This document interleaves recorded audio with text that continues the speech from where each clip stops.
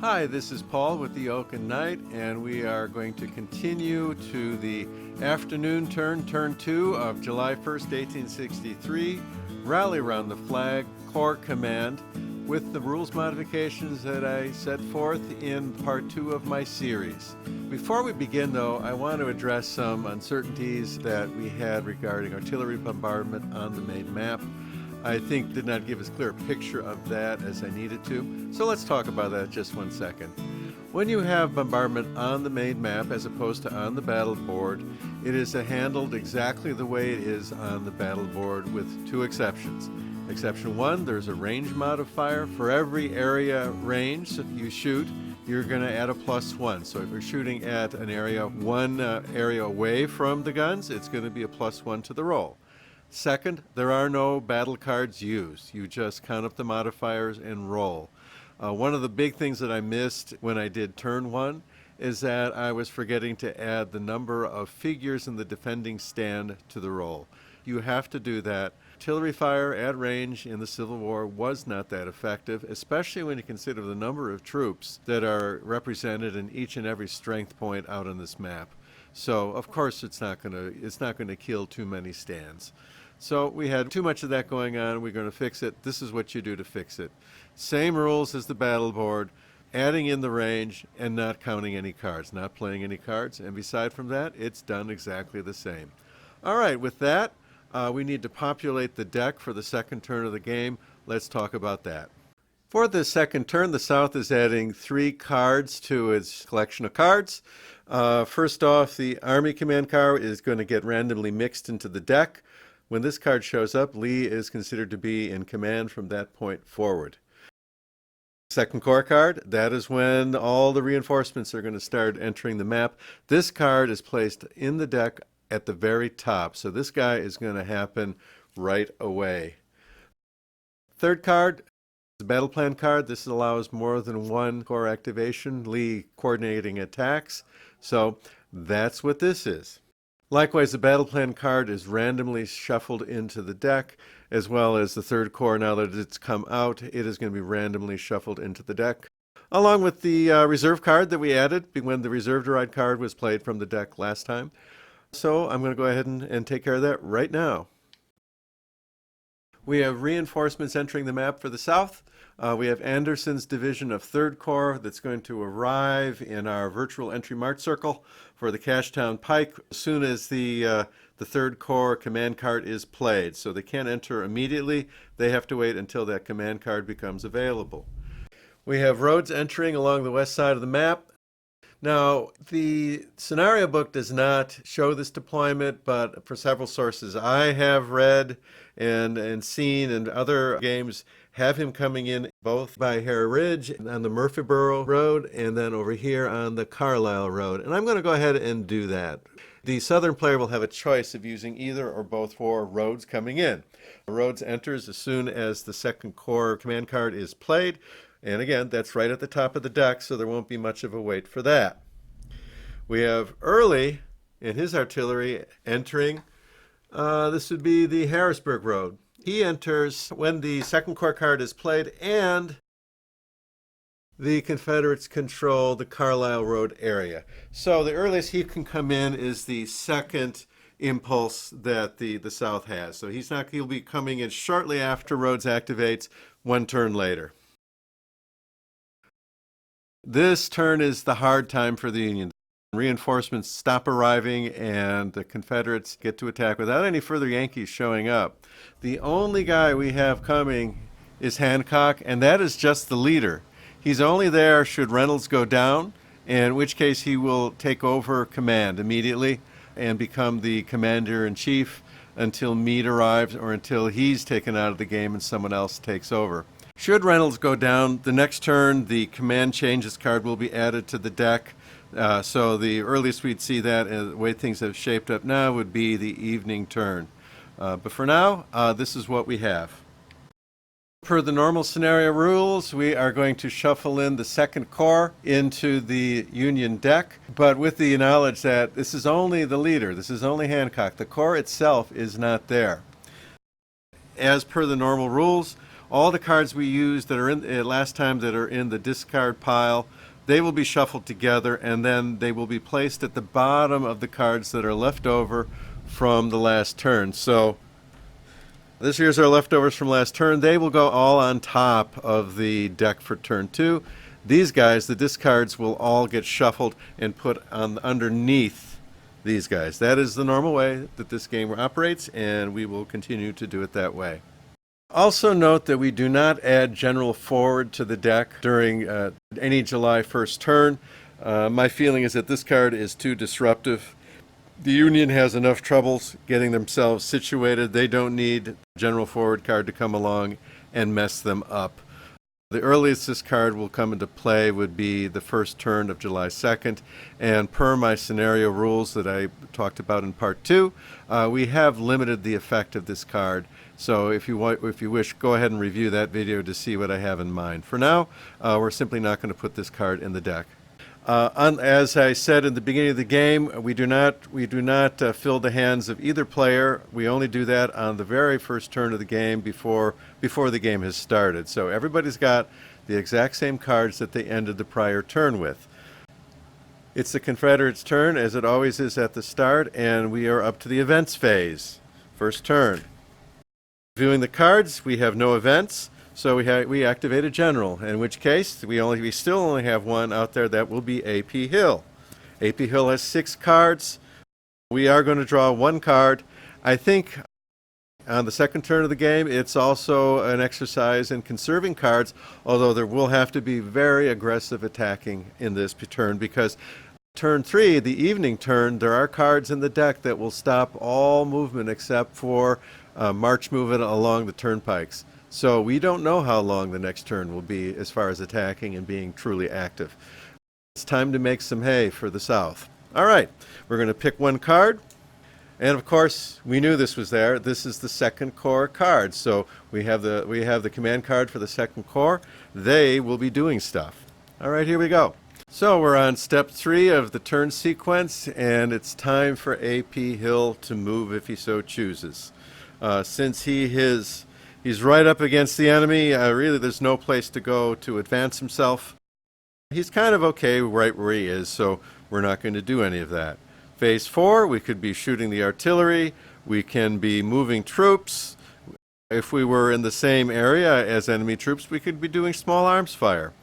I think what we're going to do is first we set the number of activation points for A.P. Hill at 6, which is his normal allotment. At this point, I think we've got reinforcements we could be bringing in, but right now I think the primary thing is to get an attack going. It's time to start causing some troubles for the Yankees. So I think we're going to spend 1 point here to get Pender into the action. We're going to spend another point to get Pender's artillery into the action. Heath is 1 hex farther or 1 area farther. We're going to move one of those 2 guys in. We're going to spend 2 more and bring him, and notice he's coming from a different area along a different edge. So especially if there was only 1 guy defending this, we would be in a flanking situation, but the area is well populated, so that is not going to be the case. We have 1 remaining point, and we can use that, get Anderson moving. So we're going to move Anderson from off map in his virtual entry march circle into the first one. All right, he's in road column. He's going down the road. Okay, and finally, we are going to declare a battle. We're going to give A.P. Hill the option of going in there, which he is going to say yes to. And we're going to place the battle marker, and we're going to do some shooting. All right, let me get the battle board set up. All right, we're now on the battle board. We have leaders from both sides that were eligible to join the battle. Reynolds from his march circle that the defending area is adjacent to, and we have A.P. Hill since he just moved in. And now you might ask, why did the Unions choose to be in only 1 column? Well, it's to their advantage. It reduces casualties, so that's, I think, an advantage to them. But why is it that the Confederates are not eligible for flanking here? And the answer has to do with the matching requirement. It is true that the South came in from 2 edges. Normally that would make them eligible for a flanking attack, actually putting guys into an empty column and gaining advantages from that. However, part of the requirement is also that you have to match the defender, all right? The defender on a 3-column map has to use the center column first, which we've done. We have dismounted cavalry unit, we have an infantry unit. They have to be matched by infantry units. We have an artillery unit that is matched by an artillery unit. If we had one more attacking stand here, if we had another infantry unit, he could have appeared in a flanking column, and we would be in a flanking situation, but we don't have that. Note that we have battle board 1 out because the terrain density of this particular area is 1, so defenders are going to be getting some defensive benefit for the shooting, but not the melee that is going to occur in this battle. Cards are played, the units are down. The first step beyond that is to shoot the artillery. That would be phase 5 of the combat sequence. Both may bombard. So it doesn't matter who does first. We have cannons on both sides. Let's go ahead and do the South. For the modifiers that are going to be in play, the South has their leader. Since we're doing on battle board artillery shots, they're going to get a +2. That is the extent of what they have. The key unit is Pender's infantry division, not the artillery, so that does not help. And we have no attack modifier on this card. For the defender, they do have 2 on defense that will count. The key unit is the 2nd Infantry Division of the Union 1st Corps. That's got the guy in back, so that's not the guy getting shot at here. That isn't going to help. Outside of that, we have 2 here. We have 1 for the terrain, we have a leader, and we have 3 units in the stand being fired upon. So, by my count, we have a 7 defense and a 3 attack, so net benefit of 4 to the defender. So we're looking at a +4, and the base number to hit is 6 on the artillery stand, and so we need a 10 or more to hit. Let's give it a shot. And we got close. We got a 9. A 9 in this case is a miss.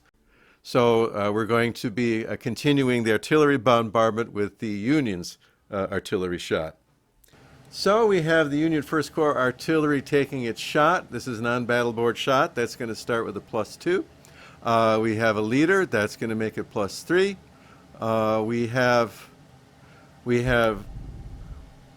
We're the defensive player. Even though we're shooting artillery, we're going to get the +2. We could use the select 3. We are not. So we're going to end up with a 5 total Union modifier. So for the Confederates, let's count up the points. We have 5 units in our stand. That will be 5. We have terrain. That's 6. We have a leader. That's 7. We have key unit. Pender's infantry is a key unit. That adds both to the attack and the defense. Since we are the attacker, it's the 2 that on the attack side that counts. We are up to 9. So the Confederacy has 9 points. The I Corps artillery has 5. This likewise is going to be a +4 to the Confederacy as far as total modifiers to the die roll. Let's roll some dice. So the I Corps artillery has delivered a very effective shot to Pender's division. They rolled an 11. We subtract 4 from that, so it's going to be a 7. And as you see, the minimum to hit on the artillery is a 5, so they hit with 2 to spare. We're going to mark that here just to remember it, because I'm an old guy and I forget stuff. And so now we have to do a military discipline check for Pender. What we have is a base military discipline factor of 7. Then we can go to the, we got 2 left over from the Union shot, so that's going to turn it to a 5. Remember, big is bad on these rolls, so it's more likely it's going to break. He's got to shoot a 5 or less, but we do have a leader, so it's going to be a 6 or less is good, a 7 or more is bad. Let's roll some dice. Oh my, they say, bring it on, Yankees, bring it on. They rolled aces there, good as gold. Note that the key unit modifier does not apply itself to military discipline. I've set it up as a firepower modifier only. So they did not get a benefit of any key unit status in this die roll. But hey, they didn't need it. They done good. We continue with the defender volley phase. Now, this is the first time we've seen this. Defenders can shoot 2 deep, so we're going to have both Union defenders shooting. We're going to start with Buford, so let me set that up.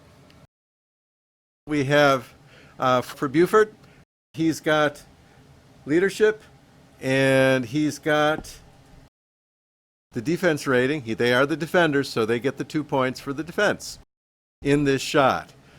For Pender, well, we have lots of stuff. We have nothing as being the attacker, but we do have key unit. That counts as 2. We have terrain at 1, we have leadership at 1, and we have 5 units in our stands.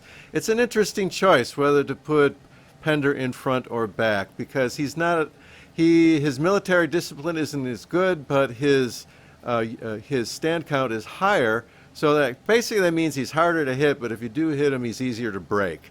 Until his stand starts taking casualties, of course. All right, so this is going to be, we got 9 minus 3. We have a 6 net modifier in favor of the defender. All right, remember that we do have the cavalry shooting, so they start as a 3 to hit. So we're going to add 6 to that. It is a 9 to hit on 2 dice.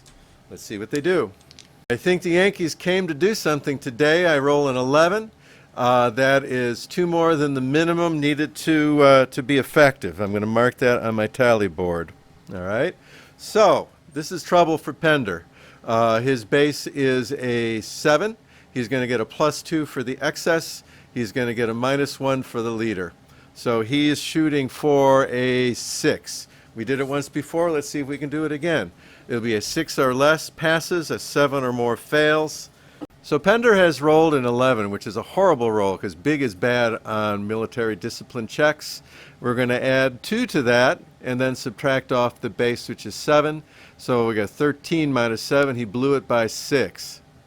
That being said, this is actually a fire combat that we're doing. Remember, we're doing the defender volley, and we're not in melee yet. So the whole business of how many you blow it by and determining how many figures you lose off your stand and your route status, that does not apply here. The only thing that matters is that he blew his roll, he took a hit, and that means that he is routing. He is no longer part of this combat. So he's done. And we've taken our first Confederate hit with Pender. All right, but we're not done yet. We have the 2nd Division of I Corps yet to shoot. All right, we have another shot coming from the 2nd Division of I Corps on Heath. And by my calculation, we have a net 1 in favor of the attacker this time because the I Corps of the 2nd Division of I Corps is the key unit for the North, and Pender is gone. So this card making Pender a key unit, it no longer applies. So let's go ahead and take our shot. I roll a 7, and since we have a +1 based on all the other goodies going on, we have an 8, right? And the difference between being a key unit and not being a key unit made the difference here. We have a hit going on Heath's division. Let's go ahead and take care of that. The roll was blown by 1 point in excess. The base is 9. We have a leader providing a -1. Remember, negative, it benefits the checker for military discipline, and plus benefits the attacker, or the guy who's making him do the military discipline check. It's a wash. So we are looking at a 9. He needs a 9 or less to pass this. And we get a 7. So we pass it. They could have used the select 3. No reason to. The base rating was good enough to dice it, and now we're going to be going into the attacker must pass ranks phase. Since the defender does not have to check this, we've had 1 Confederate unit run off, so the only thing checking is the artillery, the modifier for being the 2nd rank, and the leader is a wash, so it's going to be straight off the stand, and we're looking for an 8 or less.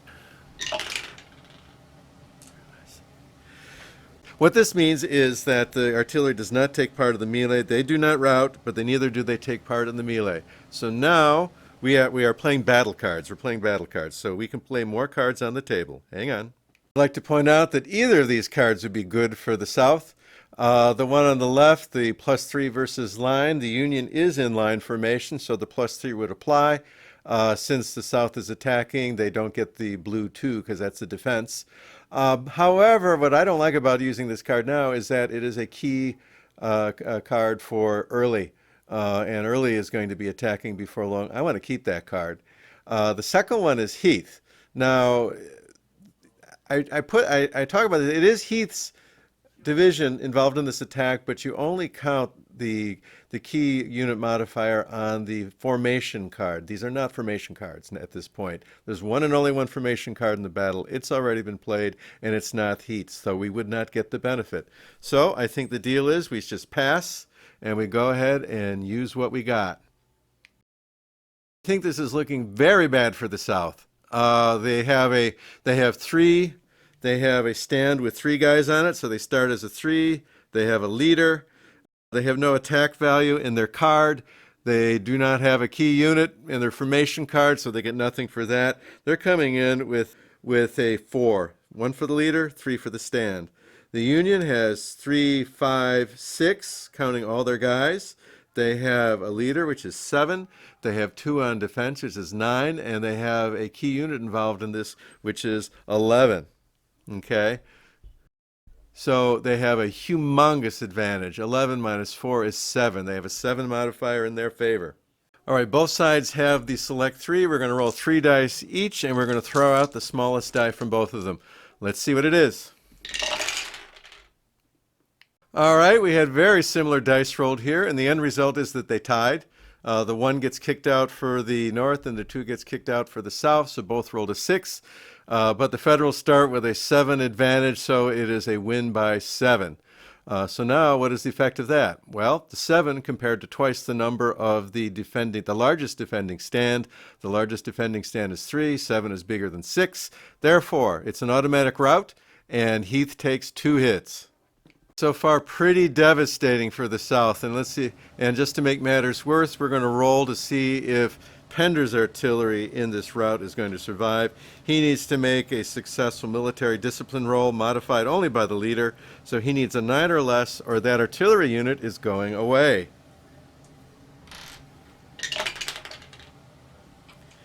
And the artillery unit survives, so he will still be part of the mix going forward. All right, this battle is done. One last thing to mention is that since A.P. Hill was directly supporting a column that lost, that got pushed off the map, he had to make a casualty roll. He rolled an 8. It would have been a 3 for a kill, a 6 for a wound. A.P. Hill survives.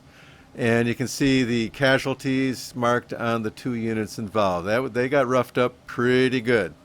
All right, let us continue. That was A.P. Hill's activations. We are now down to playing command cards. And guess what? Lucky us. We do have the second core card. We knew it because we picked 1 card and we knew it was on the top. So here it is. So we're going to go ahead and activate roads. Early is not active yet because at the time the card is played, the South does not control the Carlisle Road area. But next time, assuming Rhodes is on the Carlisle Road area, which he will be, then Early will activate and enter the map. And what we're going to do with Mr. Early is that we're going to use the Plan 4 to do area movement. And because it's from a command card, we do not worry about range. So, there's a 1, there's a 2, there's a 3, and that's good enough. Early can stay on the march circle. He does affect roads from that circle, so no reason to move forward. And Early is not there yet, so this is the extent of what he can do. The effect of that is we have a 1 point go neutral. We have another 1 pointer go neutral. We've taken control. The South has taken control of 2 areas. And that's what we got. Let me go ahead and change the victory points to 2 more points going neutral, and we'll continue from there. Part and parcel of playing a command card is that you go to step 2.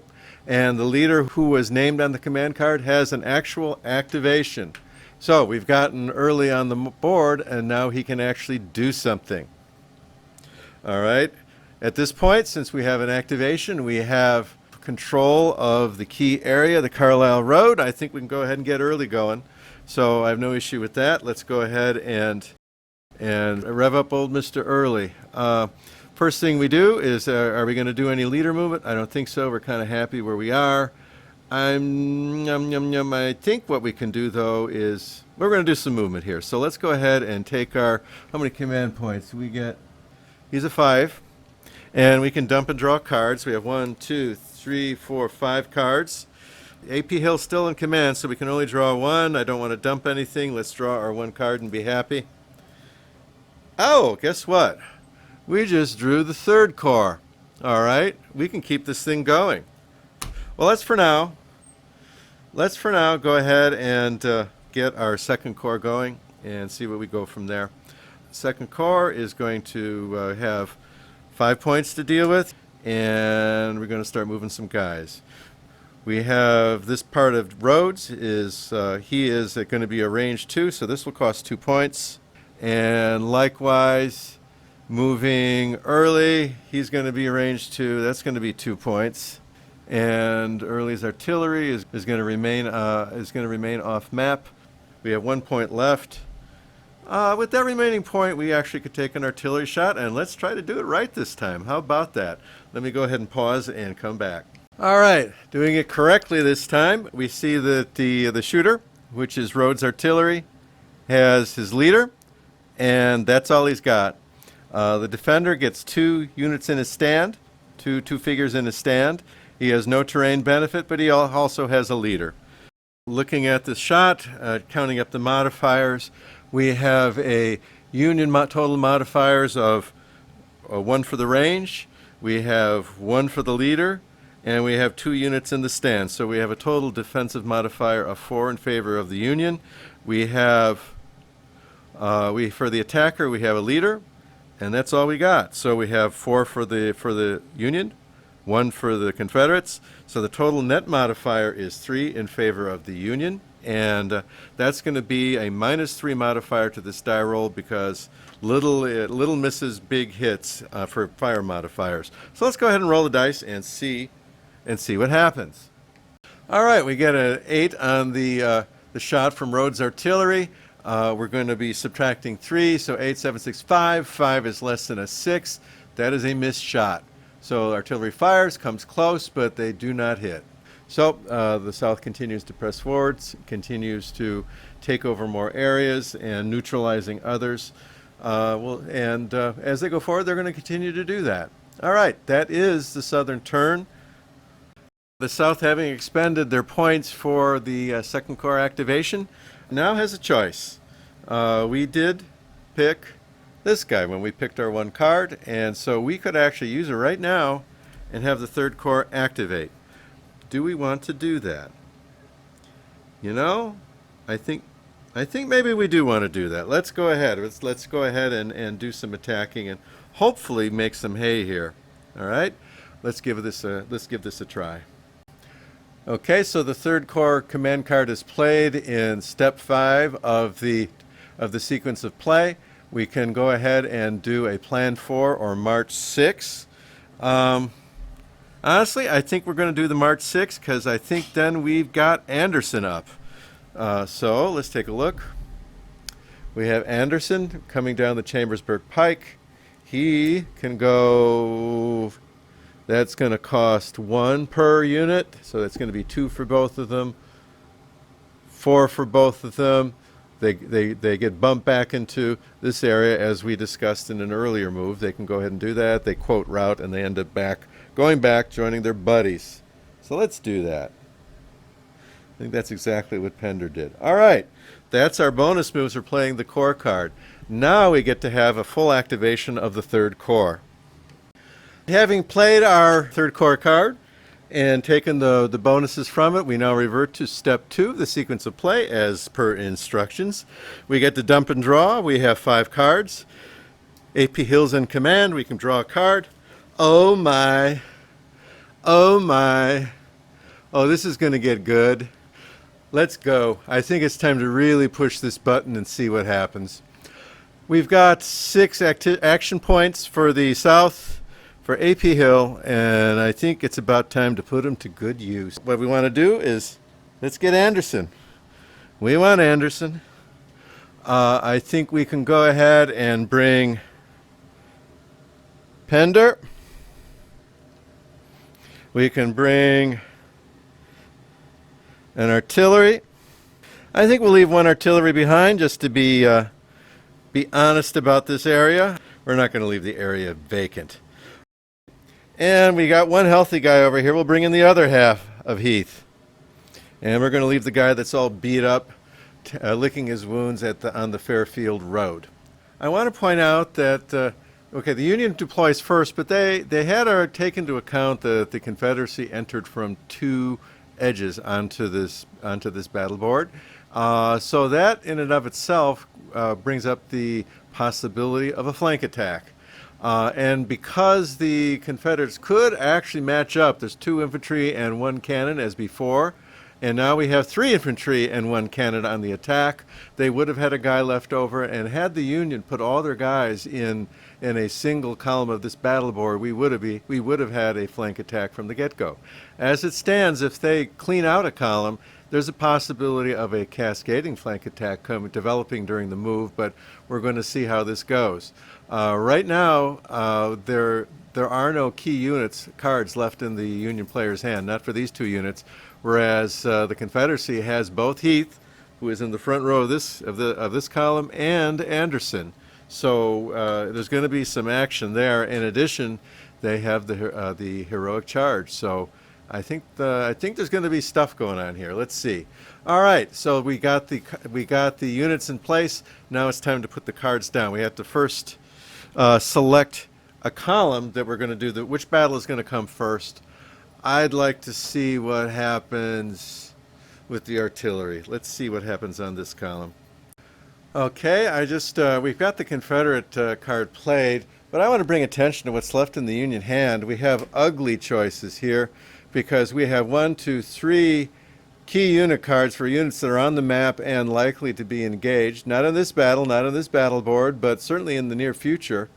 And the other 2 we have left really aren't all that helpful. I mean, we got the 2nd Division 1. We know the Confederates only have 1 reserve card in their entire hand, and the chances of them playing it as their formation this time around are pretty remote, and it's only 1 on defense, so and then this is an attack card, so unless they happen to play a line card, I don't know. Boy, this is not good. I guess I'm going to dice. I'm going to play the tactic versus reserve, at least have 1 defense point, try to preserve the other cards. But remember, we have another column yet to do here, and we don't know if the Confederate is going to be playing additional cards to try to draw more out of us. They've been getting cards as they've been activating all these cords, and the Union's been using their cards. They're running a little short, certainly on useful, good cards. Those are the formations. We have the Yankees in Frontier formation, whatever that is, I'm not sure, and the Southerners in line formation. Since we're doing this column first, and then we'll be picking new cards for the other columns. So this whole sequence starts again when we get there. We do have the artillery bombardment phase. We have Anderson's artillery. This is not Anderson. He doesn't get a bonus for that, but he is shooting on the battle board with artillery. He does get a bonus for that.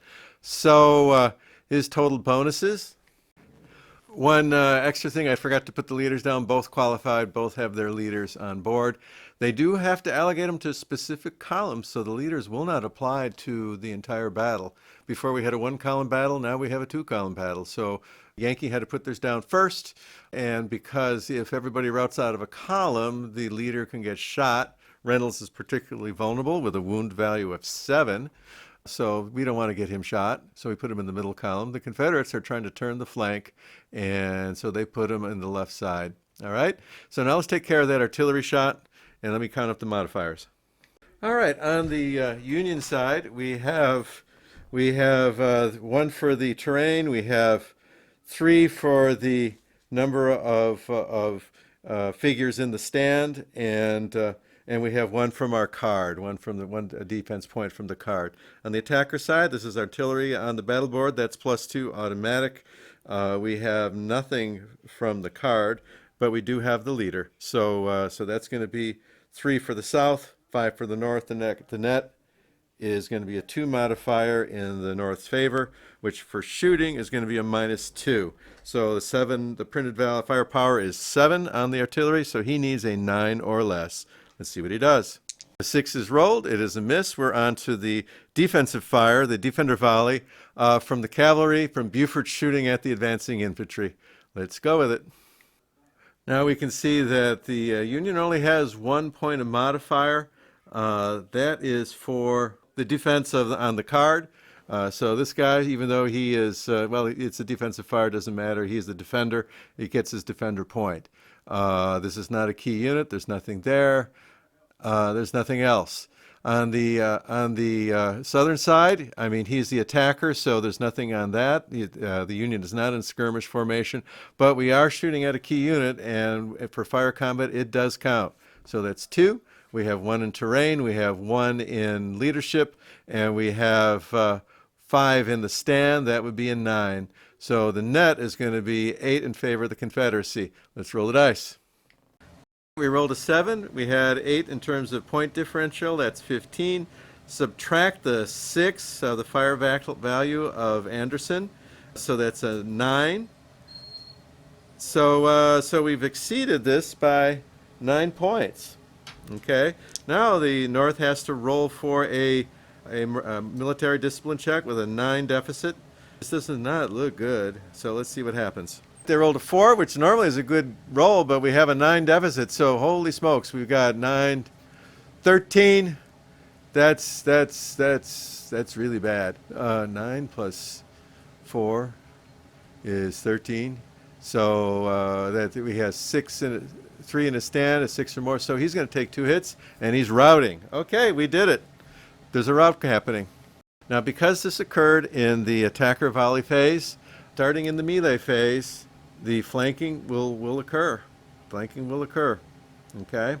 The second rank still has to roll to see if they're participating, but we will have something going on. We're going to have a flank attack in the melee phase, assuming these guys are still here. Let's see what's going on in the next column.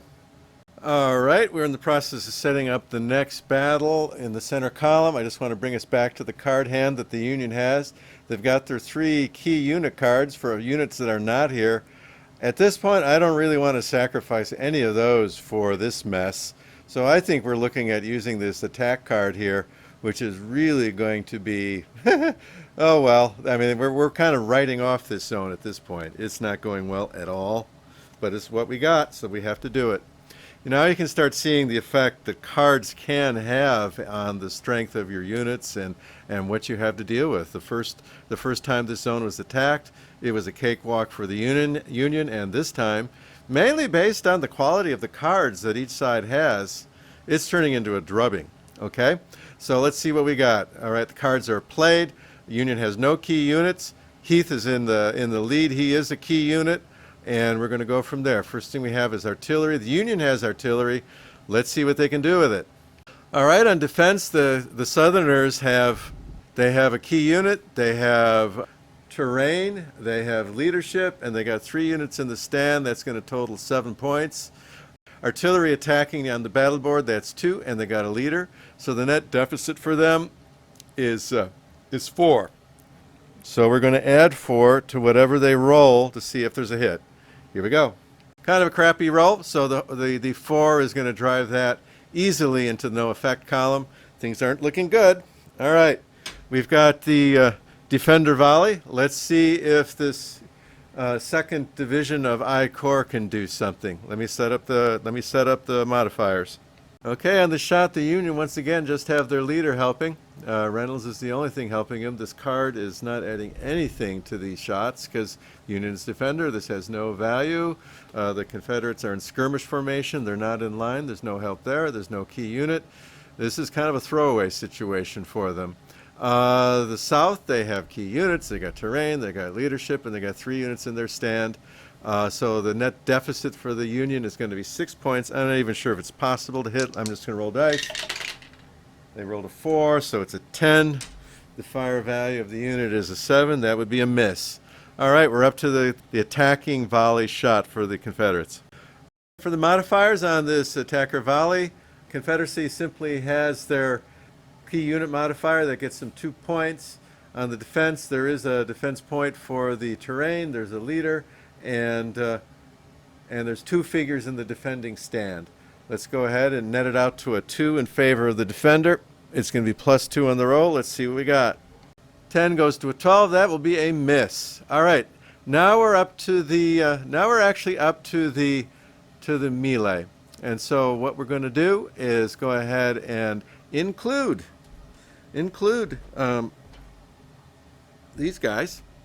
They are now flanking. They cleaned out their column during the attacker volley phase. Now they are eligible to join on the flank during the melee phase, which is attacker volley is phase 7 and melee is phase 10. So they can just start jumping in at any point after which they cleaned out the column. All right, so let's see how this works. So the first thing we have to do is to see if the trailing units in both columns decide to join in on this.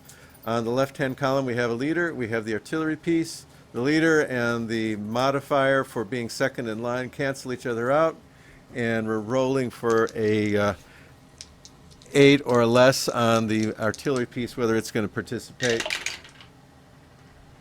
We roll a 7, so they are participating. Next, this is kind of a big one here. We have Pender. He has taken 1 hit, so that's going to be a -1 on his military discipline. He is in the second rate. That's another -1 to his military discipline. Big is bad for military discipline, so his base is 7, and so he's rolling for a 5 or less to actually jump in on this. Let's see what he does. Well, this is the one ray of sunshine that the Union has experienced in this whole thing. Pender's hanging back. So let's see how this goes. I'm going to count up the points, and let's see how this is going to work out. Oh, by the way, I neglected to do the play battle cards phase. This is so one-sided. The Confederates are going to hang on to the heroic charge because we still have Ewell to deal with. We still want to bring him in with some gusto. So we are not going to use that card at this point. We're going to gratefully use it against the 11th Corps coming soon to a battle near you. All right, when we add it all up, it is absolutely horrendous. We have 12 points for the Confederates between all the units in these stands. They got a key unit involved. They've got leadership. They've got the partridge in a pear tree. They got everything. And the Union, they have 3 units, 3 points of units and a leader, and nothing from their card. This was horrible one-sided card situation, but there was just nothing else that could be done. All right, so this is going to be a drubbing. We're going to roll. The Confederates force the Union to roll a red die with their 2. They substitute that die for whatever the best of the dice turn out to be. The Confederates roll 2 dice. Nobody's got a select 3. No one's got select 3. So it's going to be 2 dice for the Confederates, 3 dice for the Union, but one of them is going to hurt them instead of help them. Here we go. All right, the South rolls a very healthy 10. The Yankees roll a decent number, but this 5 goes away, and the 1 goes in its place, thanks to the flank attack. Clearly, it's a complete drubbing. They're going to lose 2 points, and we're going to have to roll for that artillery to see if it makes it out, and we're going to have to roll for Reynolds to see if he makes it out. So, all right. So this unit is eliminated. They take 2 hits. Next, the artillery. It's a 9, and their base is 7. The leader helps them by 1. It dies. And the leader. So let's see if we can go for the total crushing here. 11. Ha! Reynolds makes it out. All right. He limps away with what's left of Buford. Thankfully, that concludes this battle. We'll see what else happens. All right. The Yankees got kicked out of here big time. And they routed back into Gettysburg along with Reynolds. He got kicked off his march circle because he can't stay there with the Confederates next door. Confederates are threatening more flank attacks over on Oak Ridge and Seminary Ridge. Those positions, I would think at this point, are untenable, especially the Seminary Ridge one, because we did hang back with Heath, so we could come in from two areas, from two directions on this one. So that concludes this lengthy Confederate turn where they had a lot of corps activations going on, a lot of bonus moves, and with a crescendo battle that really put some hurt on the Union. And so it's going to be the Union's turn, and let's see what they can do to dig themselves out of this. At this point, we're up to the Union turn with the first phase of their impulse. Well, we need cards. We don't have any events, so we're done with phase one. We're up to activating a general. Of course, it's going to be Reynolds. Reynolds is going to take his 3 cards, and we'll see what kind of good stuff comes his way. Well, he actually did reasonably well. He got 2 key unit cards for the 11th Corps, and I have a feeling they're going to come in handy real soon. Let's see, well, a decent defensive card. It's actually for the 2nd Corps, I think. Yeah, that's 3rd Division 2nd Corps, so that's not going to be something he's going to benefit from a key unit point of view, but it is a solid defense card, so I think we got to count ourselves lucky that we've got some good stuff to work with. Actually, we have a complete set. Right now we're dealing with, we got 2 of the 3 cards for the 1st Corps, and we got all 3 of the 11th Corps. So I think on balance, we're still kind of doing okay. We have a full set of both the 11th and the 1st Corps for what's remaining on the map. Buford, well, boy, he's done his job. I'd hate to try to ask that guy to do any more than he's already done. He's done a good service today. All right, so we have Reynolds has gotten his cards, and now we're going to move the general. He is in the town of Gettysburg. He's not doing anybody any good there because being in an area rather than in a march circle, it doesn't help anything.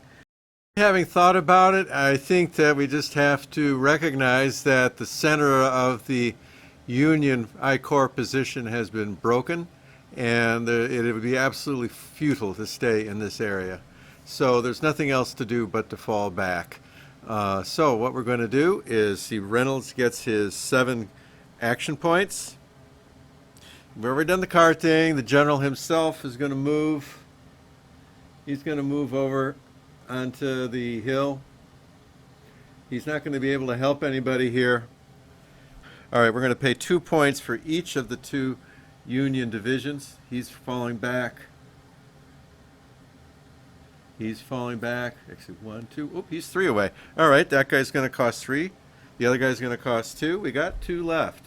Oh, we could move the cavalry. How about that? I think we want to move the cavalry. Where do we want to move the cavalry? I'm thinking, God, Buford has done such a good job. Unfortunately, Mr. Buford, you're going to have to continue to do a good job. So I'm going to spend those 2 points, and I'm going to move you over on the copse of trees, along with the 3rd Division of I Corps. The Iron Brigade, the division, is running through Gettysburg. They're there in good order, but they're not going to stay. So we had our position turned, and we just got to go. And that is going to be the Union turn. Turn goes over to the South. For events, the South only has the heroic charge, which is actually used during the combat. So there's no events being played here. At this point, boy oh boy, I think it's time to get Ewell in the game. Now it's time to do something where we got to put a twist onto the 11th Corps. So it's going to be Ewell active. So we've got 4 in our hand, and we got a cavalry division. Again, I want to conserve cards. I want to get as many turns in as I can. I'm only going to draw 2 just to fill it up. And we get 2 cards for the 1st Corps, so no key units here, but boy, they're both nice attack cards. They're both assaults. They're both good, solid attack cards. I think they'll be put to good use here shortly. And see, the general moves first. 5 points to use. I don't see any issue with staying put. 1, 2, 3. We can stay put. All right, here's what we're going to do. We're paying a point to activate this guy, paying a point to bring in the artillery, 1 point to get this artillery on the map. We're going to spend 1 point, and then we're going to come in from a second edge over on this side to the main formation of 11th Corps. So now we've got an artillery brigade and 2 infantry divisions coming in on 2 infantry, on basically the same on the 11th Corps. And let's see what we can do against those guys. This will be a battle area. We used up all our points. Okay, here we are on the battle board. It's actually Barlow's Knoll is the area that we're in. We had the Confederates come in from 2 different edges, 2 different areas, but because we're equal numbers, they are required, remember, to match up, and they match up exactly. There's really no numerical advantage. There is no flanking here. We pulled in leaders for both sides. The 11th Corps commander's is 0, and basically I want to say that if a leader can be pulled in, he has to be pulled in. Otherwise, you will never bring in 0-point leaders. You will never get a hit on a 0-point leader after a 1-point leader gets a casualty. You will never have a second hit on the guy. So I think you got to bring them in, and they have to take their chances. I think we'll make that a rule. Everybody's here. We got to put down our formation cards. And so you can see from the card play, we don't have any conditional modifiers for the South in play. The Yankees have a skirmish card, and their card only benefits line. But both sides have a key unit out there for the unit in the lead. We have Early for the South, and we have 3rd Division, 11th Corps for the North. Both are in the lead positions of this column. So both sides have the key unit modifier going for them. All right, so what's the deal? We're going to look, and we played the formation cards. Well, next step is the bombardment, and both sides have artillery, so we're going to take some shots. All right, taking a look at the situation, we'll shoot the Southerners first. We're looking at a +1 modifier for the Confederate fire. In this case, the fire combat, a plus is good for the shooter, so it actually is a plus. All right, let's roll the dice and see what happens. The base looks like a 6, so it'd be a 5 or better does something. And we got a 5, okay? So we had an exact hit. So we're just going to look at the defensor of the unit. The military discipline is a 10. There's no leadership modifiers or anything else, so we need a 10 or less because we had an exact match. So chances are good these guys are going to get through it, but then again, this is the 11th Corps.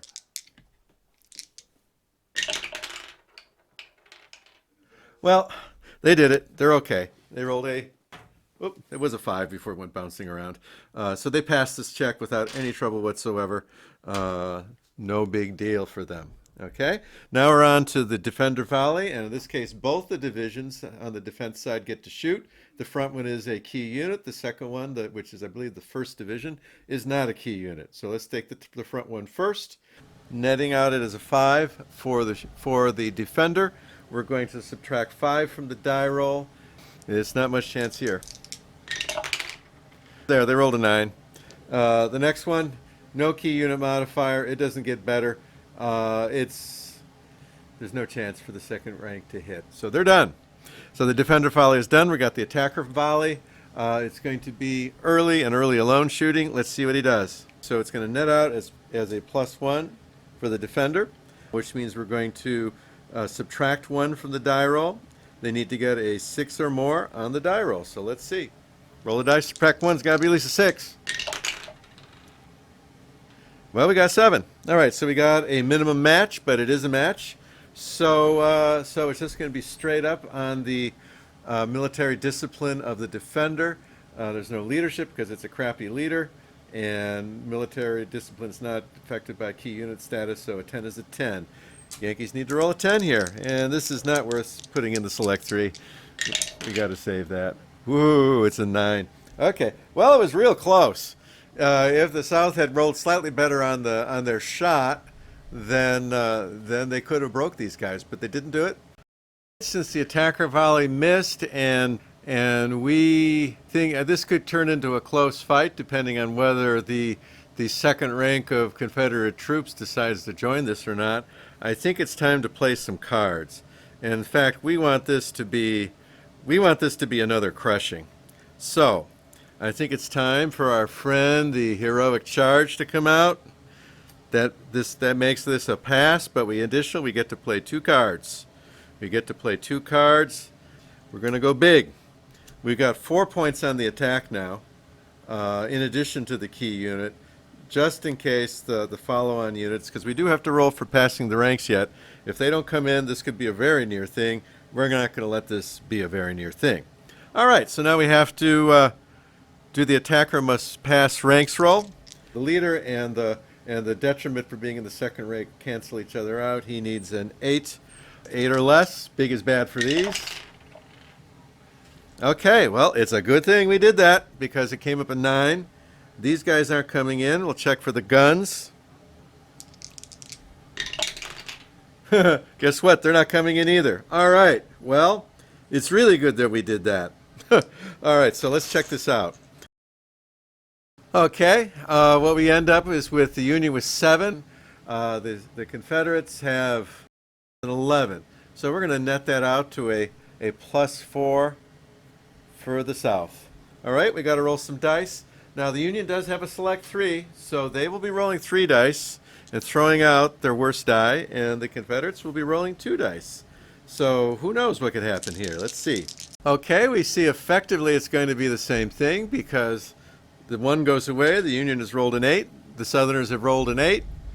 The South has the +4 advantage for the other goodies that we calculate, so they are winning this melee.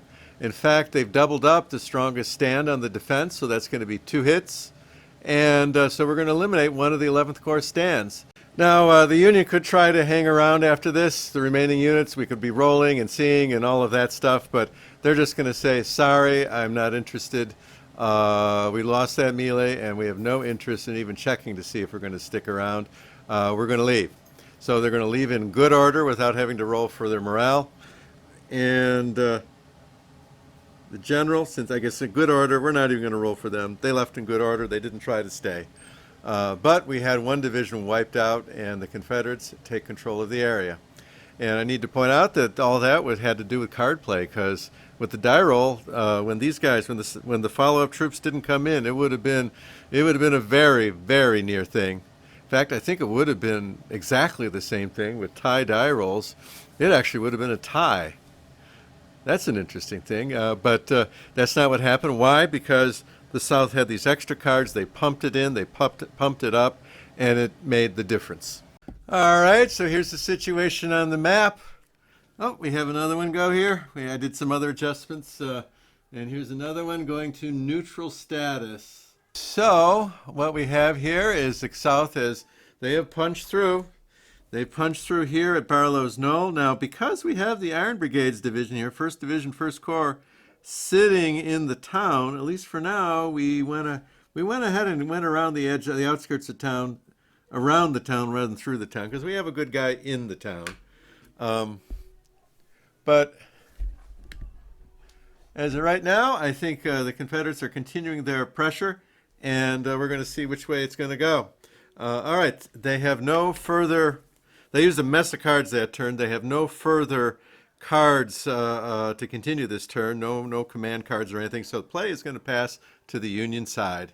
And here's the situation after the retreat. And one thing I forgot to do on camera is roll for Howard, because he retreated out of there, and to see whether he was going to survive this, and he was wounded. So Howard is wounded. We now have a replacement in there. Things keep getting worse for the 11th Corps. All right, now we go on to the Union turn. First, take a look at our hand, and we see, well, we got 1, 2, 3, 4, 5 cards, 4 of which are key unit cards, so we're happy with that. And one is a solid defense card. I think we may just live with this. We have no events to play, so we're going to name Reynolds as the commander in charge here, and we're going to take 2 cards this time, because I'm kind of happy with these, and we're not digging for any particular Corps activation cards at this time. So let's see what we get. Well, There's no key unit cards here because we pretty much have all that we have, but we got two nice and solid defense cards. It would have been nice to have these earlier. 6, 7, we have 7 cards. Reynolds is still good. Howard's been shot, but hey, he wasn't that good to begin with. Reynolds is the guy. I don't think we have to do any adjusting. I think we're good. All we need to do is we can take an artillery shot with the 11th Corps artillery, and I think all we're going to do then is let the Confederates do what they do. Artillery shot on the Confederates coming from right here. All right, not much chance of hitting. By my count, we're shooting at the small stand that's got 3 figures. We're at range 1. That's going to add 1. We have a bad leader in the form of Howard or Howard's replacement, so we lose 1 for that. And heck, we got Ewell as well, so that would be 6 by my count. 6. We're a 5 unit. Oh, it's going to take an 11 or a 12 to do something. So let's see what we got. Well, I see a 2 on there. The other one's spinning. Well, it's a 5. No good. Okay. Union turn is done. We're up to the Confederate turn. They only have 2 cards, so that's not a lot. However, we'll see. We're going to have to pick. I think we're going to name Ewell as the guy in charge. I think we need to keep pressing this 11th Corps and doing some business out that way. We have no events. We need to pick 3 cards for Ewell, and so let's see what we got. All right, we got the Army card. That could prove useful. We got a skirmish card, not a key. Oh, wait a minute. Yeah, that's third. That is okay. It's 2nd Corps, but Johnson isn't here yet, so somehow I don't think we're going to be hanging on to that. But hey, maybe we'll see. Maybe we will. And we've got the reserve card that we picked last time, which names Johnson's Division Artillery as a key unit. Well, I don't think that's going to happen either, but there's some interesting card. One's a mix between offense and defense. We got the Army card, and then basically a defensive card with a nice skirmisher benefit if we can catch them in skirmish order. Don't have powerful attack cards this time. We do have Rhodes key unit, so I think we're going to lead this attack with Rhodes and see where it gets us. Phase 3, the general moves. I think he can move right over here, jump on the road, and now he's in range of everybody. Everybody's next to him, including that artillery. Well, okay, not this guy. Not this guy.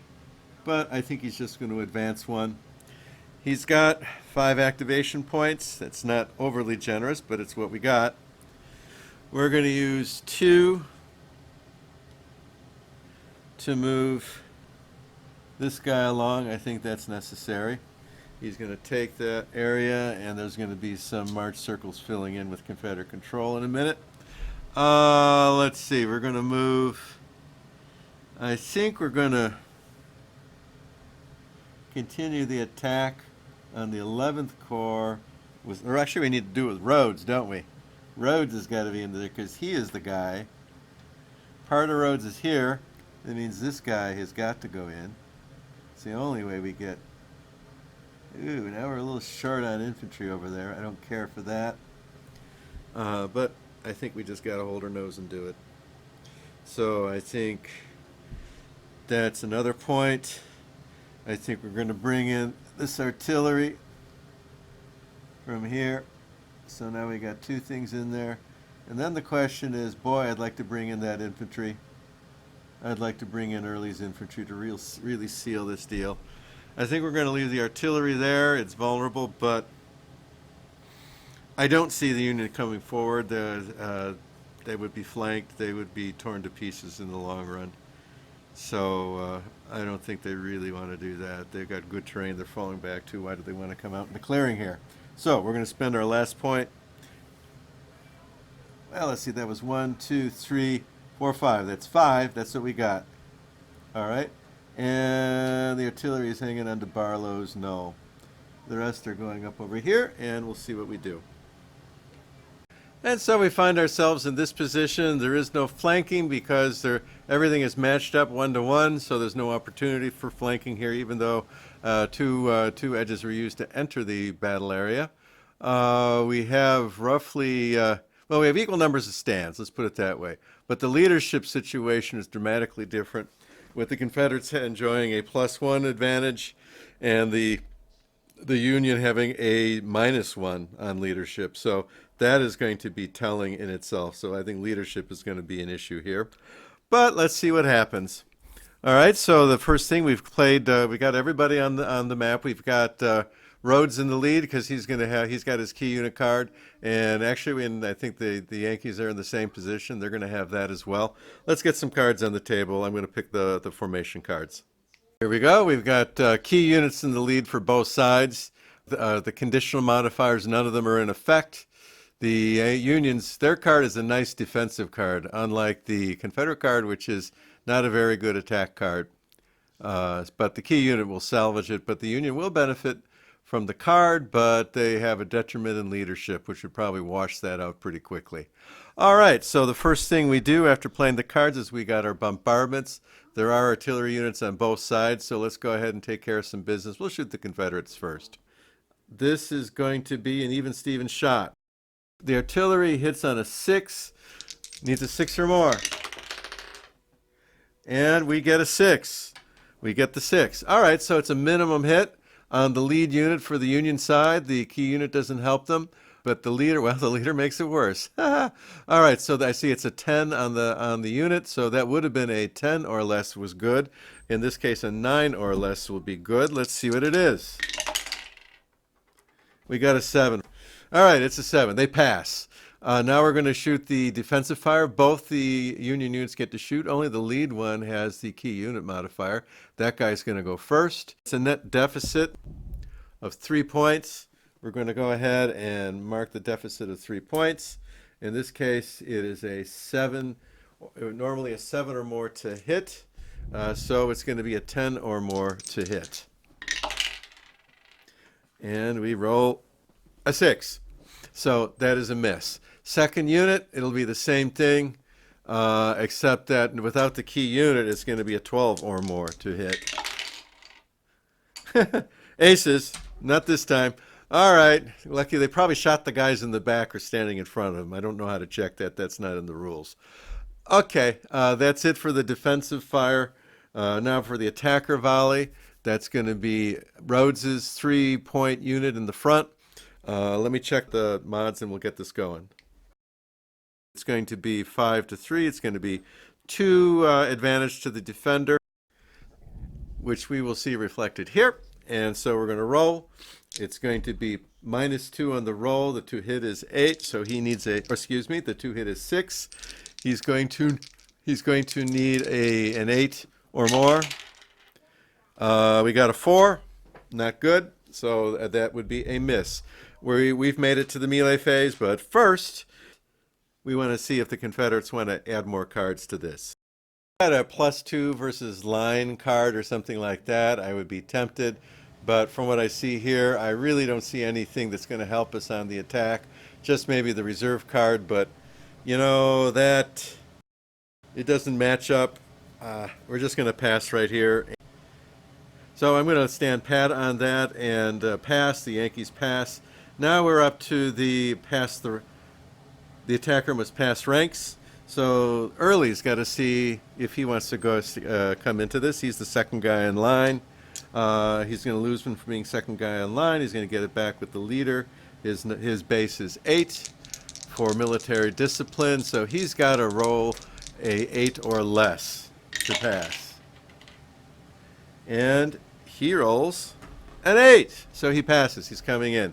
The artillery is a 10. He's going to be a 9 because he loses another -1 for being third in line. 8 also brings him in. So everybody on the Confederate side has come in. Everybody on the Union side is automatically there. Now let's count up points. All right, so here's the situation. The Confederates have 11 points. The Union has 8 points. It's going to be 3 going to the Confederate. There are no extra dice or anything. There's no flanking. It's just straight up 2 dice from each guy, and the Confederates have a 3-point edge.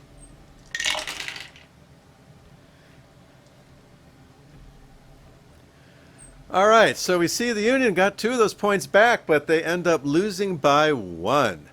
Wow. Yep, they lost by 1. So a loss is a loss. So they lose by 1. That means that their guy in front, since he only lost by 1, so he's not going to take 2 losses. It would have taken a 4 differential to cause that. So he's going to mark his 1 loss, and we just go to a regular morale check to see if they hang around from this abuse, or they could just leave at their option. Let me take a look and see what we're going to do. Well, at this point, the Yankees have not been hurt too badly, and we got to give this ground anyway. It's just wide open ground, to the side of the town, the south side of the town. The Yankees came in from the south, and yeah, we're just going to go back and start getting back towards Culp's Hill. So actually, I think we're not going to get to Culp's Hill yet, but we're going to get a little bit closer. All right, let me go ahead and do that. We're just going to voluntarily leave. That's it. Nobody's going to get hurt.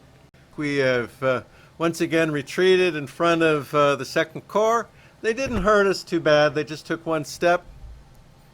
But what I did do is I split the retreat so that we have part of it covering the area next to Gettysburg, another one going out this way, which would be Benner's Hill, and that's actually the first of the decent defensive terrain. It's got a terrain density of 2, so that's going to help us. Aside from that, I'm not sure what else we can do about this mess. At this point, I think at this point we have a Confederate command card left. We can play that at this point. We are at phase 5 of the turn sequence. We can, at our option, play the Army card, and it would allow us to draw 11. There aren't 11 cards in the deck. That would trigger the end of turn criteria. So the question is, do we want to go ahead and do something like that? We only have 3 other cards in our hand, so we're getting thin on cards. I do want to kick these Yankees at least one more time. I'm thinking that what we can do is to bring Leon as with the event, but instead of doing the draw 11, we can do the plan 4. That would allow us to move 2 units. And when I say plan 4, I mean with a plan activity, you don't have to, there's no range penalty. Lee just takes 4 guys anywhere and does something with them. Now, I also want to say that was on the fence about this one, and I think I've come off the fence on this one. The Army card should not be used as a general activation. It should not be used as a general activation. Lee should not he should not be moving around 11 guys. The only possible reason for that would be to move guys on the road. Lee did not direct troops on the field. He told his corps commanders what he wanted them to do and expected them to do it. He did not go around and direct traffic and bypass the chain of command and order attacks such as that. I can live with the plan 4, but then following up with another 11 activations would be just too much. So I'm going to say that Lee, when he's active, he can only help road movement with his. He can have his 11 activation points, but it's for march circle movement only. I think that's a more reasonable interpretation of what he can do, and so that's what we're going to do. Because I don't want to be forced to draw cards at the beginning. He will cycle back to the second phase, and he will have to draw cards. He will get to draw 4 cards, and I think, is that going to exhaust the deck? Yes, that will exhaust the deck, and that will trigger the end of turn. So that would be the Confederates' last turn. Let's just play this a little more cagey and not play that card and let the play pass to the Union player. All right, Union player turn. Union player has no events in their hand. They are 1, 2, 3. They got 6 cards. So Reynolds can draw 1 card. Oh, so if we want to do a counterattack, here's our chance. All right, so we got the heroic charge as our 7th card. I think all we got is an artillery shot from from the 11th Corps artillery guns. All right, here's our deal. We are going to shoot with the artillery. That's 2 points.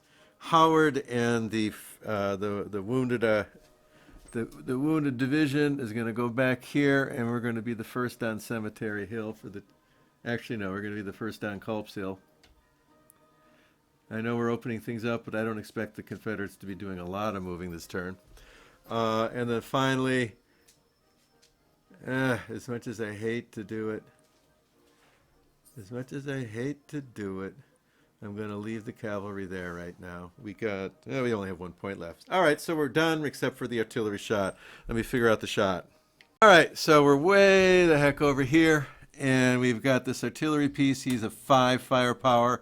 He's shooting down on this guy here, the little guy. So he is going to lose 1 for range. The terrain is 0, so that doesn't do anything. The defender has a leader,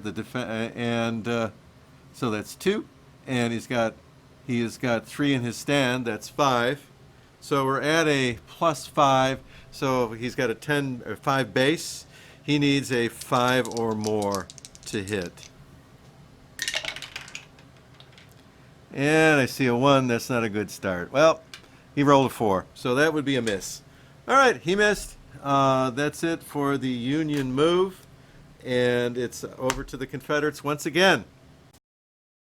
Back to the Confederates. All right, they have no event cards in their hand, so they're going to pick. We're going to keep A.P. Hill in command. We're not having Lee show up yet. We're paying a little cagey. There are 3 cards left. We pick the 3 cards. We do not trigger end of turn. And we got 2 events. All right. We got reserves arrive, so that gets played right now. That goes into the discard, and a reserve card that is in the reserve deck will go in the discard for next turn. We got battle plan, so we can activate an extra corps. And 1 more card, this being for the first corps. So it's marginal help to us here. It's a card, it gives us a formation, but we're running low on the good cards. We've kind of burned through them. But, I would be hoping if I was the Confederates that the Yankees would be doing the same thing, but they still got some. They're not out of cards yet. All right, so we play the event card. Reserves arrive, goes in the discard. The top card of the reserve deck goes in the discard. All right. Then we activate a general. Boy, which one? Now there's a question. There's a really good question. Guys, I think A.P. Hill might be a good choice because his guys are all lagging back. We're not particularly up against anybody. We got Seminary Ridge. We could go into the town of Gettysburg. I would prefer to see the Second Corps do that. And I have a feeling they're going to be leaving anyway shortly. So let us not do that, and let's make this a move that gets our guys kind of where they need to be, possibly for doing something more offensive next turn. All right, the activation is A.P. Hill. He's got 6 points. And let's start spending them on our guys. All right. Well, this is going to be a 2-point expenditure on this one. Well, first off, excuse me, A.P. Hill does get to move. He does get to move before he starts paying for any of this. And I'm thinking he can go into the March Circle here and take a more overall view of the world. He will affect all this stuff in the area. That will let him move more things. So let's give that a shot. All right? So I think we're going to spend 1 on who are you? Are you Anderson? Yes, Anderson is going to go to the front. I think another 1 on Anderson's artillery. It's going to the front.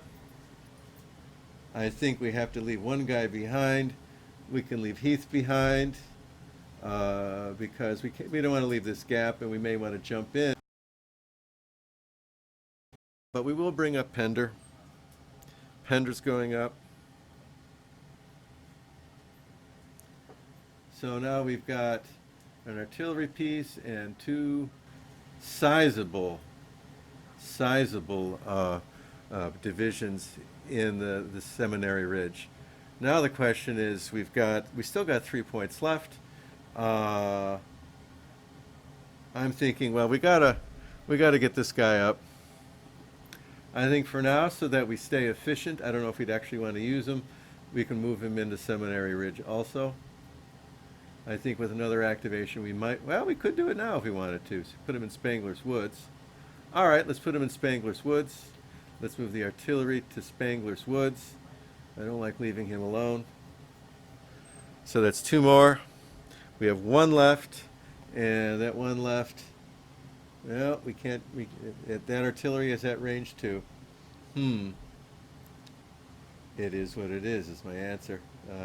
That artillery's at range 2. We don't have enough points. We're just going to live with that. Something else will have to help him out. All right, let me adjust the march circles for victory points. We're not going to be having any combat this part of the turn, so we just picked up some cards and got ourselves in a better position for possibly next turn early on.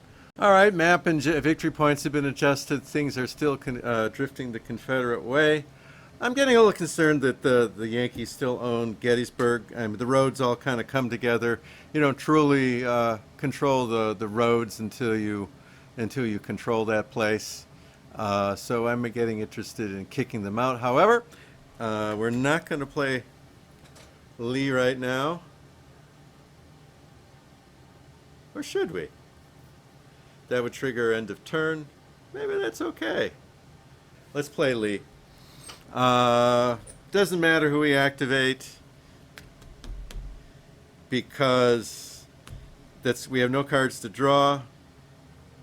Well, maybe it doesn't matter who we activate. Well, I want to do AP Hill. I want to do Ewell. We're going to activate Ewell. He's got 5 points. He can move in person. Really, we can't go much of anywhere right now as long as those Yankees control Gettysburg. Again, it's hard to control the road network when the enemy controls Gettysburg. So I'm really kind of interested in hitting those guys in Gettysburg. They're getting quite annoying. So, he's got 5 points. Let's go ahead and let's see, what can we do? 1, 2, that's 1, 2, 3. Boy, bringing this guy in is going to cost 3 points. Well, all right, let's do that. 1, 2, 3. He's coming in. We got somebody fresh over here. All right. We're going to bring in an infantry. Now, that's a 3 terrain defense zone. Artillery is probably not going to be that effective there, but I do have 1 more point I could bring now. I don't want to bring that infantry. And this guy would cost 2. I have to bring this guy or nobody. I'm going to bring that guy. Going to do it. All right, we have a battle in the town of Gettysburg. Let me set it up. Let's see how this works. All right, so here we go. Here's our formation cards. Both sides are in line formation. The Confederate is not in assault formation, so that +3 on the Union card does not count, but this is the Iron Brigade, or the Iron Division, as it were, and they are a key unit on their card, so they're going to get that +2. They're going to get the 1 in defense, plus another 2 to boot. With the southern side, I basically decided to go with the rerolls. Rerolls are nice because you don't have to use them until you see the result of the die. You can have either side pick up and reroll, and you get to do it twice. So we don't have any attack modifiers here, but I'm hoping that the rerolls will be enough to make up for that. So that's it. Now we have bombardment. Only the South has a cannon with them, so let me calculate that. Oh, wait a minute. I think we got a leader somewhere, do we not? Ewell is going to come into this too. All right, there's Ewell. All right, so we're good. All right, so now let me calculate the bombardment. So we got 9 to 3, so it's going to be 6 in favor of the defender. Looking, it's a 6 firepower on the artillery. It's going to be -6 on the die roll because the base is to get shoot for 6 or more. So it's going to be whatever it is, -6. I rolled a 5, so rolled a 5, so that drives it down into the bargain basement. No effect on the shot. That's not too surprising under the circumstances. All right, a defender volley. The Iron Division is going to shoot, so it's going to be a net 8. So it's going to be a net 5 for in favor of the defender. We're going to subtract 5 from whatever we roll here. Well, we rolled a 4, so forget about that nonsense. So we're up to melee. Well, not quite up to melee. What we're up to is battle cards. So the attacker has the option to start playing cards. At this point, this is the only card that could benefit us. It would only be a benefit of 1. And I'm pretty sure the defender's going to have, the Yankee's going to have something better than that. We're going to be making the situation worse if we use this. So we're going to have to roll with what we got. We got to see if the second and third guy want to come in. Second guy is going to have a -1 because he's the second guy. He's got a leader that washes it. So this is Doles from Rhodes's division. All right, so it's a wash. So it's an 8 or less passes. 8 or less passes. We rolled a 5. Second unit is coming in. Now let's try for the artillery. His base is 10. It's going to be 1 worse than that because he's the third guy. So he's shooting for a 9 or less. 6 is rolled, so everybody's coming into this one. Let me figure it out. Confederates are in pretty good shape. They've got an advantage of 3 points, and they got two re-rolls in their back pocket. Let's see how this works. Here's the initial die roll. The Confederates won it by 3 without even using re-rolls. And they also have a 3 net advantage on our goodie track. So they have a 6-point edge. And 6 points enough is double the figure count on the Iron Division stand. That will deliver 2 hits with a rout. That's the absolute best result we can get. So clearly we're going to roll with this one. So Iron Division is going to take 2 hits. It's going to get all beat up, and it's going to retreat out of here. All right, at this point, the Yankees are starting to get on the ropes. We have the Confederates could play, if they really want to just exhaust everything, they're out of cards in their draw deck. They have 3 formation cards left in their hand. They could play the Army card to do a push someplace. Honest, I think that we probably want to do that, if nothing else, to get ourselves resituated here. I have a feeling we could take Cemetery Hill if we wanted it, although I wouldn't care for having all those guys unsupported. Ooh, this is going to be tough. I think I would be amenable to taking that place. I think we at least got to dress the lines, if nothing else. So we will go ahead and play the Army Northern Virginia card. There's no cards to draw, so this isn't going to do anything for us later. And I'm not going to do the draw 11 in the third turn just because I'm trying to not get that night card when that's in there. So we're going to do this. We're going to do the Army Northern Virginia, and we're going to use the Plan 4. Okay, we've got 4 points from a plan activity from Lee. He will get to move 4 guys into combat regardless of range, or move them from area to area. No road movement allowed. And because it's Lee, he can go ahead and mix corps. So I'm seeing opportunity here maybe to further leverage the hilltop. We could attack direct now, but we would be exposing flanks all over the place. But if we clean these guys out of the copse of trees, that will no longer be a problem. And we're going to have a clear shot at Cemetery Hill come turn 3. So with the measly three attack cards we have left, we are going to give it one last shot here to really put the screws to the Union. So we're going to have Lee use his plan action, and Lee is on the map. Oops, if you see right there, he's showed up. He's in that virtual March circle that's off the map. And we are going to send our aides over hither and yon from Robert E. Lee saying, okay, boy, that's 1 unit that's attacking. This guy, let's go ahead and bring in early. Let's go ahead and bring in Let's go ahead and bring in, oh, Anderson's artillery. That's 3.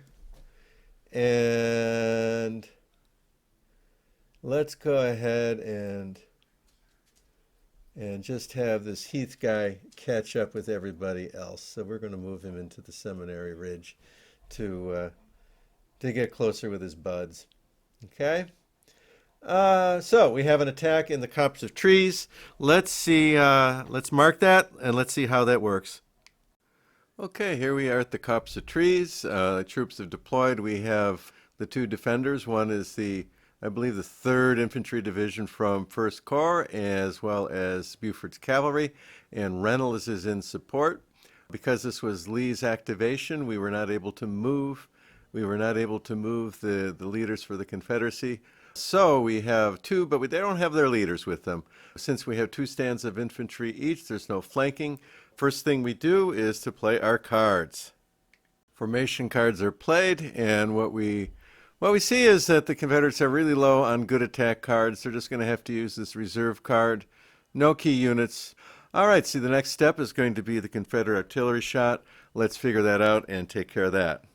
So the net is going to come out to, let's see, 8 minutes. It's going to be 5 for the defense. Going to be a hard hit. Let's see. The 7 is the base on the cannons, and from that we're going to subtract 5 points. There we go. Well, we rolled aces. That's end of story. So we're going to move on to the defender's volley. So this shot is going to take place with a net 1 benefit to the defender. So it's not that much. The base of the fire is 8, so from that we're going to subtract one point. So we're subtracting 1 from the die. Have to hit an 8. We roll a 6. Not good enough. All right, so they miss, but the cavalry still gets to shoot. They do not get the key unit benefit. So let's see what they come to. So we're at a net -3 on this shot. The base we have to get to is much better, though. The cavalry shooting for a 3. They do have 1 casualty. That is going to move it by 1 more. So it's going to be 4 off the die, and we have to be 3 or more.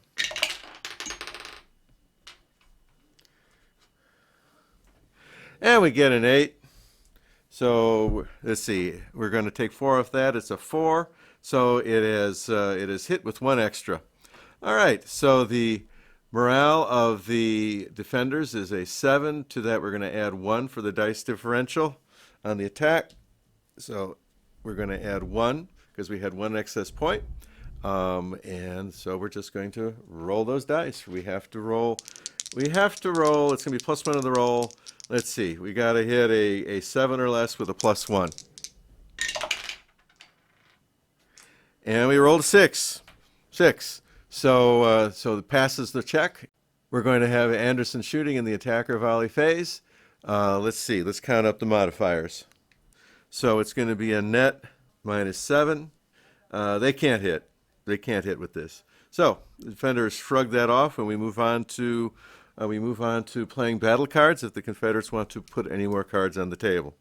South only has 3 cards left, and none of them give bonuses for defenders in line. It ain't worth it. We're just going to keep what we got. So they pass. No additional cards are going to be played in this battle. All right, I'm going to count up the points for the melee, and we'll go from there. Oh, not quite. Sorry. Take that back. We're going to see if the second rank of Confederates is going to be in on this. So pass the ranks. There's no leader, so their base is 8, and we have to add 1 to that. So it's going to be +1 on the die because of the second rank. No leader to compensate for it here. 2d6 and 7. Rolls a 7, goes to an 8. Early's in. Finally, the artillery. This is going to be +2. He also has to hit an 8 with a +2. We rolled a 12, so the artillery is not in this. All right, I'm going to tally up the points, and we'll see what we got. Whoever rolls best wins. Well, there we are. The Confederate wins it by 1 point on the roll. I saw the Union number came up very fast. The Confederate dice were spinning around, and that's when that 6 came up, and it's like, oh boy, it just didn't work. So the Union is going to take a point on the third division, and then he's going to have to decide whether he wants to hang around and try to fight this in another round. Yeah, he would have to roll his morale. Let's see. This is not a good deal for the Yankees. We don't really need the copse of trees, so we're going to give up on that, and we're going to retreat in good order and get out of Dodge. This is the situation after the Confederate successful attack at the copse of trees. Yankees have retreated back to Cemetery Hill and the Angle.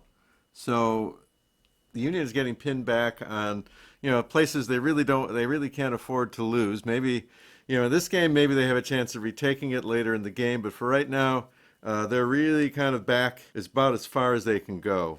So we'll see what happens. That was the Confederate activation based on Lee's command card. They will go up to the top.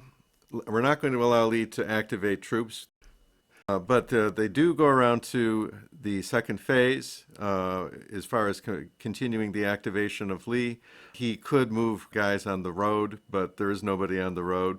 So what we're going to do is he's going to attempt to draw cards. There are no cards to draw. The Confederate has exhausted their deck. They declare end of turn. The Union has no events, so what they're going to do is they have 1, 2, 3, 4, 5 cards. I think we're going to go ahead and do a 1-card discard and pick 3 new ones just to work the deck a little bit more.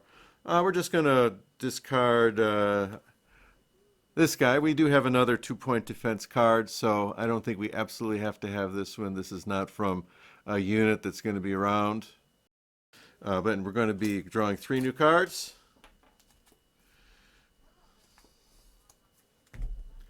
And we get kind of a mix of stuff for things that we don't have, but they're kind of the same. Kind of another mix of defensive-oriented cards. Nothing special, nothing bad. So we're going to hang on to these in our deck. They're at full capacity. Yankees have 7 cards. For their activation, let me see who are we going to activate here? Okay, we're going to activate Howard, or his replacement, and Howard is going to have, let's see, he will get 5, even with the -1. So he's got 5 action points. As far as doing his personal move, I'm thinking he can jump over onto a march circle, and then he's going to have kind of a broad range. And what we're going to do, we are going to occupy Culp's Hill to the max. So what we're going to do is pay the Culp's Hill is adjacent to this, so we're going to. This is 2. We're in Benner's Hill. We're going to surrender Benner's Hill and pull the entire remains of the corps onto Culp's Hill, making that a firmer defense. So right now, I mean, Cemetery Hill is kind of, well, Cemetery Hill has 2 stands on it, so it's in better shape. It's got 3 points of strength. The Angle is kind of weak. It's only got 2, and perhaps in the best shape is Culp's Hill, although it is the 11th Corps. Their leadership is in the tank. With this, the second turn is completed, and we'll go ahead and populate the deck for turn 3. And again, this is the turn where night may fall, so who knows what's going to happen. Maybe the attack will be impracticable and nothing will happen if we get an early night card.